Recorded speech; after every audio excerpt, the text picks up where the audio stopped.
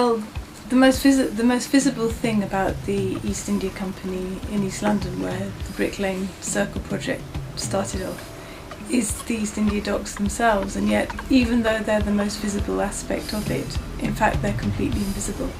If you walk around the docks today, you will see enormous walls, and yet I've walked around those walls with people who have never even noticed that they're there. They've just seen them as walls. It's never occurred to them to ask why in the middle of the East End would there be these huge, what we now refer to as fortifications. So one of the reasons that I got involved was in order to try and make visible something that's been hidden, something which should be very obvious to people, in an area where such a large percentage of the population has got connections with the Indian subcontinent. Excuse me. So that's the reason that I got involved, and one of the things that we then focused on in the project was, of course, trying to delve further into the history of the docks, which are a very tangible link with current day Bangladesh, with the East Indies as they used to be referred to, and the way that I got involved was through presenting histories of the docks, particularly through conducting walks around the dock areas, and by doing that with groups of young people, older people, we've, through the Brick Lane Circle, been able to really bring those histories into the present and to support the kind of connections that other young people have been making through the project, because it is the docks themselves which were the landing place for many of the early settlers who came on the ships with the goods that were being transported. When we go on walks around the docks, there are various things which are there to alert people to places of interest in the area, but none of those things refer to the people who were the reason for those links. Well, I think that probably the best way of talking about the scale of trade is to actually begin just before the docks were built. I've got some figures here from January 1798, which tell me how the value of the goods that are being imported into the Port of London. There's a total value of £30 million, which was I don't know the equivalent, but an enormous amount of money in those days. And out of that, we can see that coming from the West Indies was £6.5 million worth of goods. Now, the only other comparable amount of trade was coming between London and the West Indies, and there was about £7 million worth of goods coming from the West Indies. But the big difference is that the goods coming from the East Indies were extremely high value, and they were being carried in larger ships. So there were 53 ships in 1798, bringing with a tonnage of about 41,000 tonnes, bringing this £6.5 million worth of goods. In the West Indies, similar value was being carried in 346 ships, which was only 101,000 tonnes. So there's a really big difference in the value of the goods that are coming into London. And what are those goods? Well, the goods are predominantly tea, china, drugs, nankeens, muslins, calicos, long cloths. I'm reading from the original document showing what was brought in: cotton yarn, pepper and spices, saltpetre, indigo, raw and manufactured silks and sugars. So these were the high value goods that were coming in. 1798 saw the beginnings of a movement to build enclosed docks, because the number of ships that were coming in from the West and East Indies and Europe and elsewhere was so huge that it would sometimes take weeks to unload these goods. In 1802, the West India docks were opened, which allowed for the safe unloading and storage of the goods coming from the West Indies. This meant that there was the kind of piracy that would be occurring on the river was able to shift easily to the ships coming from the East Indies, which anyway the goods were of higher value, so it was worth being a pirate. Which led to the East India docks being built shortly afterwards, and indeed they opened in 1806. And from then on, there was a safe area for these, large numbers of large ships sailing in annually from the East Indies. So the docks opened in 1806, and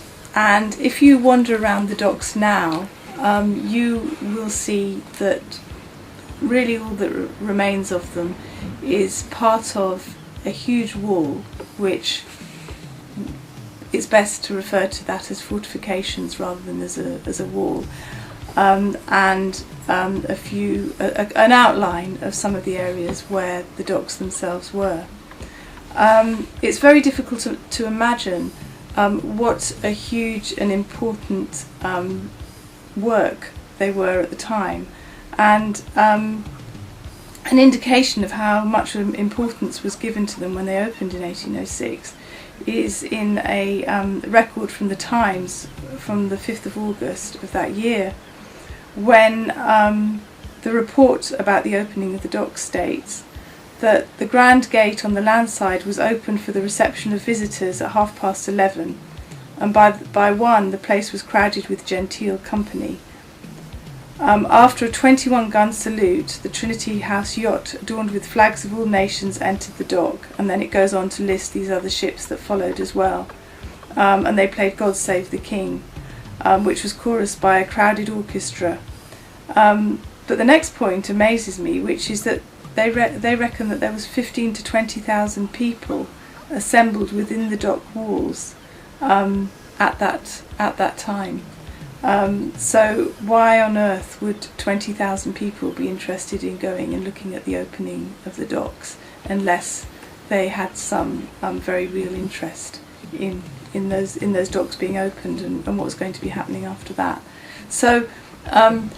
wandering around the docks now is a very different picture. There's almost nothing to remind us that they were built or why they were built. If you wander to the northwestern corner, you'll find a plaque which used to be displayed on the entrance to the docks, which is no longer there. The plaque tells you very clearly the reasons why the docks were built, in order to protect the revenue.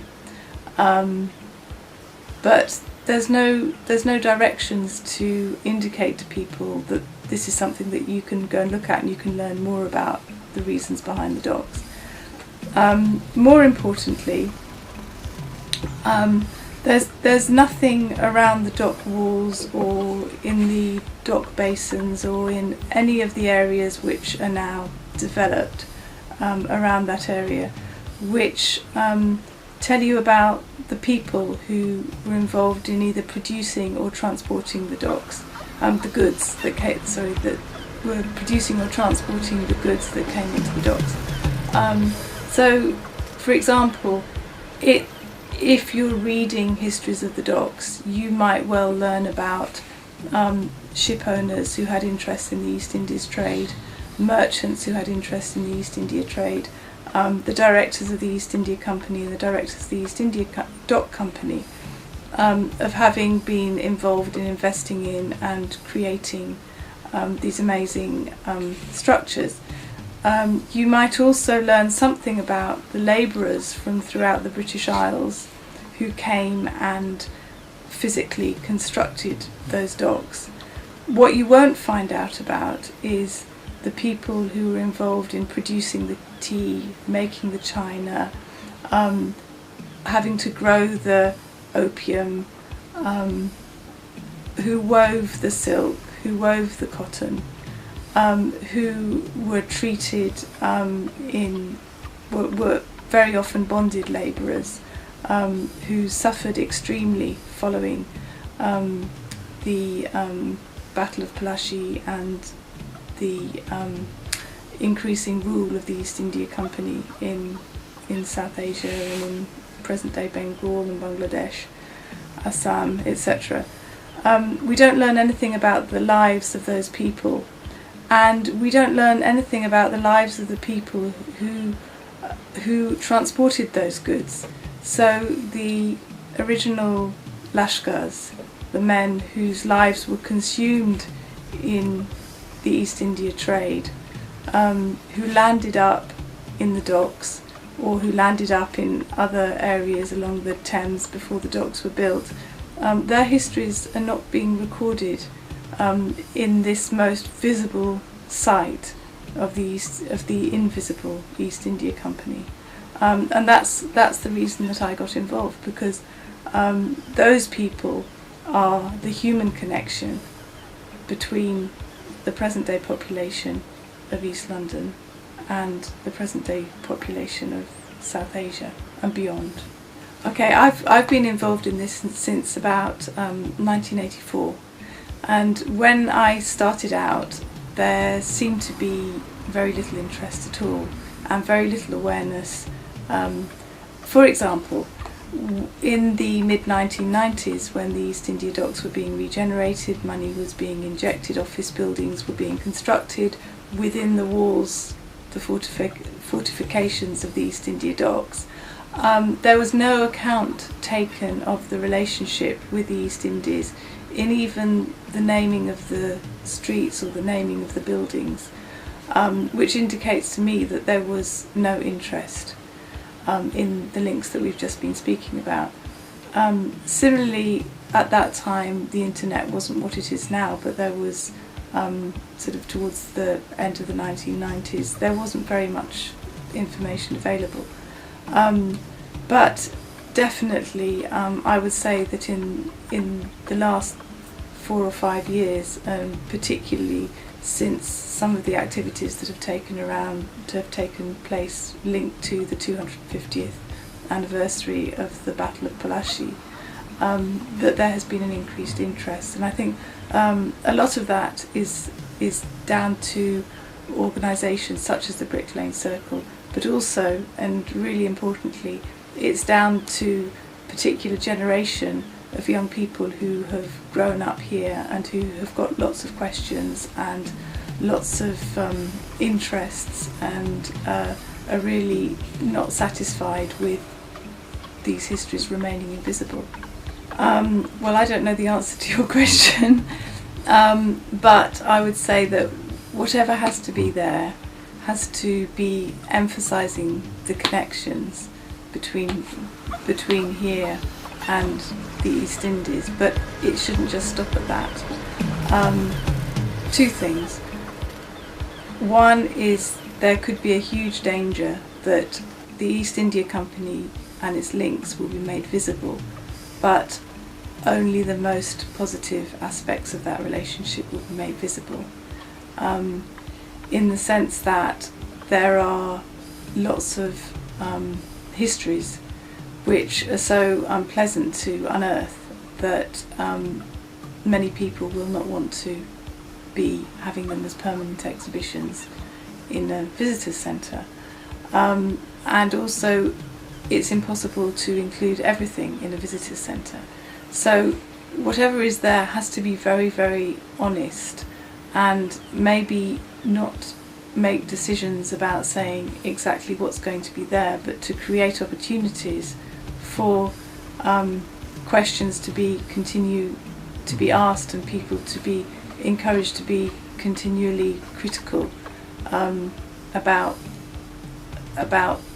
that past, in order to be able to be very honest about the present and to understand why it is that London is the supposedly most cosmopolitan, multicultural country in the world. I mean, city in the world. 300 languages are spoken in London at the moment, and part of the reason for that is because of the existence of organisations such as the East India Company. So I think there could be a problem in that whatever's in a visitor's centre could limit people's vision. One thing that I think would be great would be somehow to have links with other parts of the world, which some sort of live links, which have got a relationship with the East India Company. So this is the dock, it's the dock basin, it's the mouth of the dock, it's the connection with the other places. So whether we're talking about Kolkata or Dhaka or anywhere else where the East India Company was important. I mean, not just the areas that the boats went to, but the areas where there was the reach and there was the trade, and there can be some sort of communication back and forth. Because I think that one of the things that shocks people from other countries, such as India, such as the US, when they come to Britain, is to see how hidden these histories are, because they are all much more aware of these histories, because they know how they've literally shaped the countries in which they're now living, and their relationship with Britain. And it's very shocking to come here and just see that those histories are so invisible. So to be including them and their views and their perspectives somehow in that visitors' centre, I think would make it much more interesting and much more dynamic.